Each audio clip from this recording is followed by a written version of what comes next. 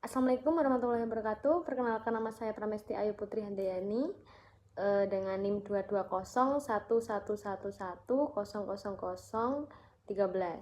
Di sini saya akan membuat video mengenai sejarah regulasi tentang desa di Indonesia yang telah mengalami perkembangan yang signifikan dari masa ke masa.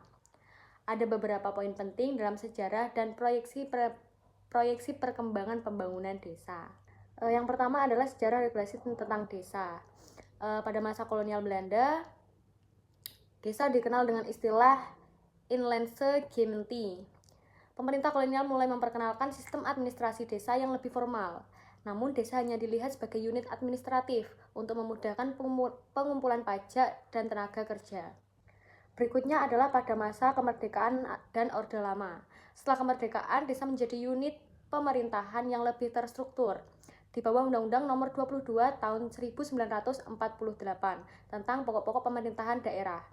Desa diberikan otonomi dalam mengelola urusan lokal, meskipun dengan kontrol yang ketat dari pemerintah pusat. Selanjutnya adalah masa Orde Baru. Pada masa Orde Baru, regulasi desa mengalami perubahan besar melalui Undang-Undang Nomor 5 Tahun 1979 tentang pemerintahan desa. Desa di seluruh Indonesia diseragamkan menjadi unit administratif yang memiliki struktur serupa di seluruh daerah. Penyeragaman ini mengabaikan keragaman lokal dan kearifan budaya di berbagai wilayah. Desa dikelola dengan pendekatan top and down dan sangat sentralistik. Selanjutnya ada era reformasi dan otonomi daerah. Selanjutnya jatuh pada masa Orde Baru, terjadi desentralisasi besar-besaran melalui Undang-Undang Nomor 22 Tahun 1999. Kemudian sekarang diperbarui menjadi Undang-Undang Nomor 32 Tahun 2004 tentang pemerintahan daerah. Pada era ini, pemerintah desa mulai diberikan kewenangan yang lebih besar untuk mengatur urusan lokal, meskipun belum sepenuhnya mandiri. Selanjutnya adalah Undang-Undang Desa tahun 2014. Tonggak penting dalam sejarah regulasi desa terjadi dengan disahkannya Undang-Undang Nomor 6 tahun 2014 tentang desa.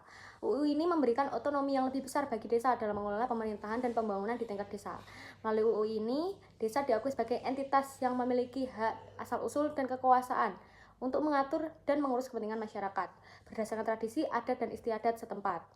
UU ini juga ditetapkan dana desa yang merupakan transfer dana dari pemerintah pusat desa untuk mendukung pembangunan desa. Selanjutnya adalah proyeksi pembangunan desa. Penguatan otonomi desa. Dalam beberapa tahun mendatang, pembangunan desa diproyeksikan semakin terfokus pada penguatan otonomi desa. Pemerintah akan terus memperkuat kemampuan desa dalam mengelola keuangan, pemerintahan, dan pembangunan yang sesuai dengan kebutuhan lokal. Partisipasi masyarakat dalam perencanaan dan pengambilan keputusan juga diharapkan semakin meningkat. Yang kedua adalah pembangunan berbasis potensi lokal. Pembangunan desa di masa depan diprediksi akan semakin berfokus pada pengembangan ekonomi berbasis potensi lokal. Ini termasuk pengembangan sektor pertanian, pariwisata, produk unggulan desa, dan industri kreatif lokal. Desa akan menjadi pusat produksi ekonomi yang berkelanjutan dan ramah lingkungan. Yang ketiga adalah penguatan infrastruktur desa. Program pembangunan infrastruktur seperti jalan, jembatan, irigasi, dan akses internet di desa diperkirakan akan terus meningkat.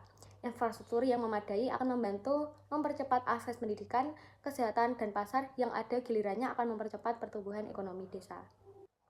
Sekian video dari saya. Wassalamualaikum warahmatullahi wabarakatuh.